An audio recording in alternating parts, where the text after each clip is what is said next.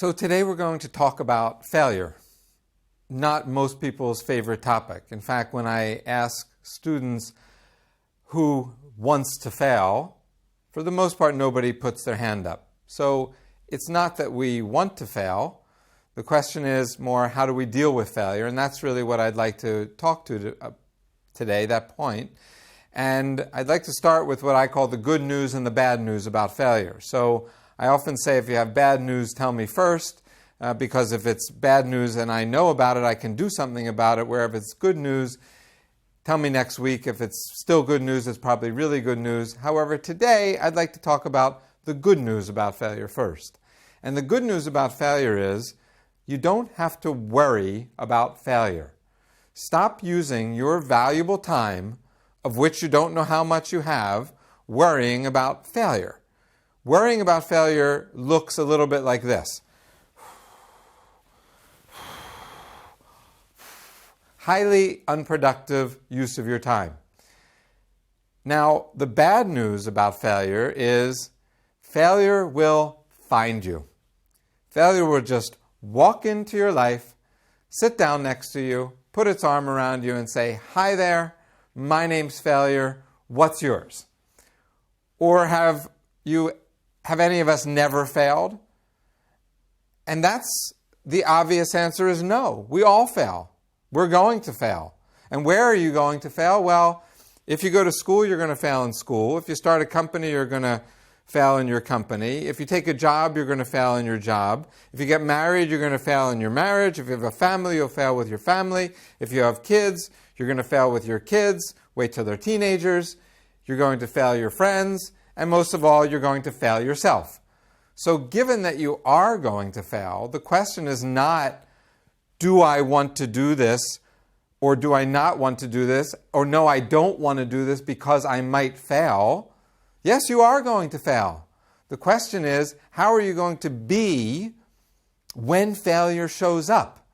Are you going to be like the oak tree in the storm, where when the lightning bolt comes and hits the oak tree cracks in half, falls down, and never gets up again?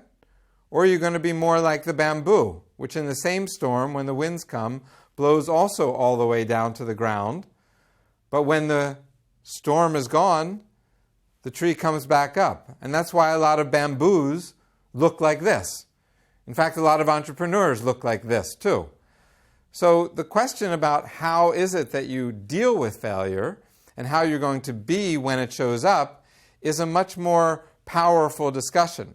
And the problem about failure is that failure is not polite. Failure does not walk in, knock on your door and say, "Excuse me, would you have time for me right now? I'd like to spend a little time with you." Failure just barrels into your life in all sorts of different ways that you're not expecting. And those things go all the way from terrible things happening like death to small problems where you can't get along with somebody. So given that the spectrum of failure is so wide, we want to set up something that allows us to deal with it in all cases. And this is what I call an automatic system. So I have, and I'd like to share with you today, something which I call an automatic system for dealing with failure. And before I tell you what it is, I'd like to explain to you what I mean by an automatic system, because it sounds a little too good to be true. It's very simple. It's a little bit like this. I know myself, and one thing I know about myself is that I hate to get up in the morning. So what I do is, every night I take my alarm clock and I put it down the hall in the bathroom in the shower. So there's a shelf in my shower, and every night I put the alarm clock on that shelf. Now, why do I do that?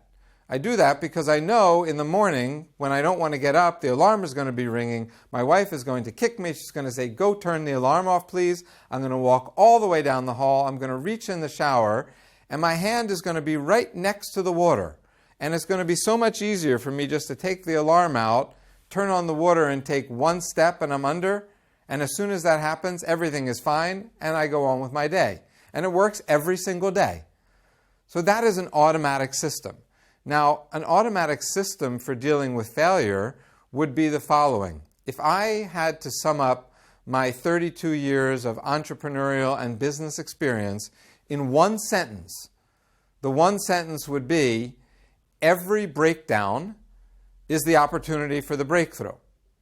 Now, that sounds like a very nice, perhaps American euphemism that people like to say, but why is that sentence, every breakdown is the opportunity for the breakthrough? Why is that an automatic system? Well, there's one word in that sentence that's very, very important, and the word is every. If every single time that something goes wrong, your attitude is, where is the breakthrough? I'm looking for it. I know this is not what I wanted to have happen, but I also know that there's a breakthrough in here. Are you going to find it every single time? No, you are not. But it's going to dramatically change the way you look at and feel about and deal with failure, because you're going to be looking for the breakthrough.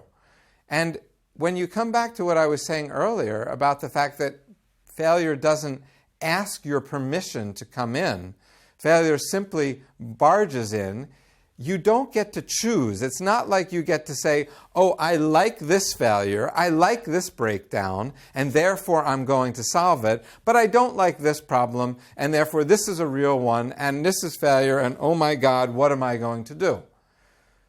The fact of saying every time that something comes and is not what you wanted to have happen, that you actually look and you say, this is a breakdown, now I'm going to start looking for the breakthrough, puts you in a completely different mindset about how you're going to get there.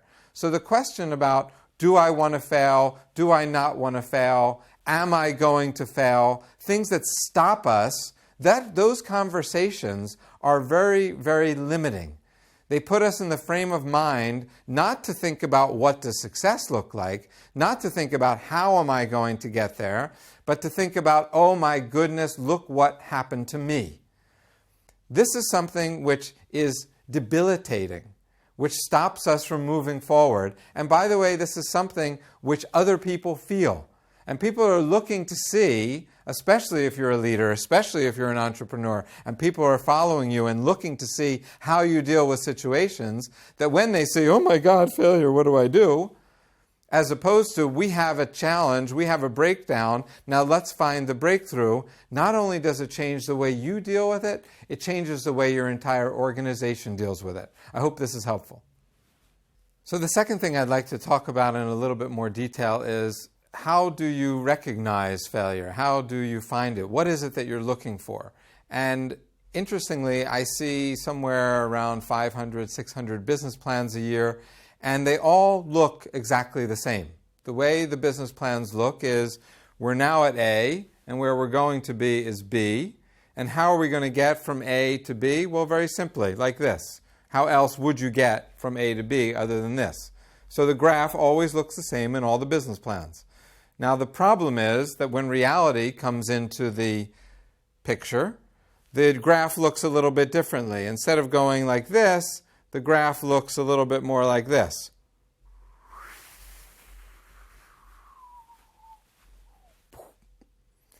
What's my point? My point is, you can get where it is you want to go. You can get from A to B. The problem is you can't get there the way you think you're going to get there. And so when things start going wrong, the question is going to be, where are you going to be? How are you going to be, what we talked about before, when you're down here? How are you going to be when you're over here, when this is where you're headed? So one concept that I'd like to bring out is the idea of time, and time being parallel. A lot of people have this concept that time is serial. So I want to start a company, so first I have to get an internship, then I have to get a good job, then I have to make some money, then I have to meet the right people, then I'll have a good idea, then I'm going to start my company. A, then B, then C, then D, then E, and so forth. What I'm saying is, probably not the way it works. Maybe the people you need to do what it is you really want to do are right around you right now, to look into the moment and to see time is parallel. Who's to say you can't study at the same time as you're starting a company? There's a great saying, which is, if you want to get something done, give it to someone who has a lot to do. And there are people who have this incredible sense of productivity, and you look from the outside and you say, how do they do all that?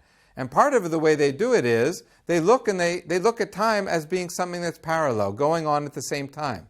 Now, given that if things are going on in parallel, lots of things are going to be going wrong in parallel, what is it that you really need to focus on? What I like to say is when I look at a business plan, I look to see what are the critical errors in the business plan. So my definition of a critical error is the one error which, if you make that mistake, the entire business doesn't work. So let me give you a very simple example. You decide you're going to sell a product, you go out and do your market research, and you find out that the product will sell on the market for 100 euros, $100, will sell for 100. And now, since you want to make a lot of revenue, you can't sell all those products one at a time yourself. You need to actually go to a distributor. And a distributor is only going to sell those products if you give him or her a discount. And you do your business plan and you write in that you're going to give a 40% discount. So 100 minus 40 is 60. That's your revenue. You do all your costs. Your costs are 50. Isn't that great? 60 minus 50 equals 10. And 10 over the 60 you get is 16% profit. What a great business. A critical error would be you get out into the market, you've raised money, you've opened an office, you've hired people, you've built your product, and you find out that there's not a single distributor in the market that would even consider selling that product for less than a 60% discount.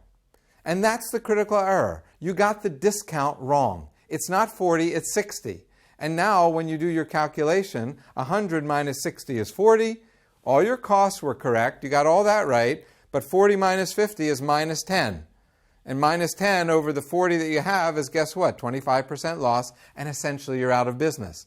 So how do you avoid critical errors in your business? And how do you avoid critical errors in your life? It's by doing what I call a reality check.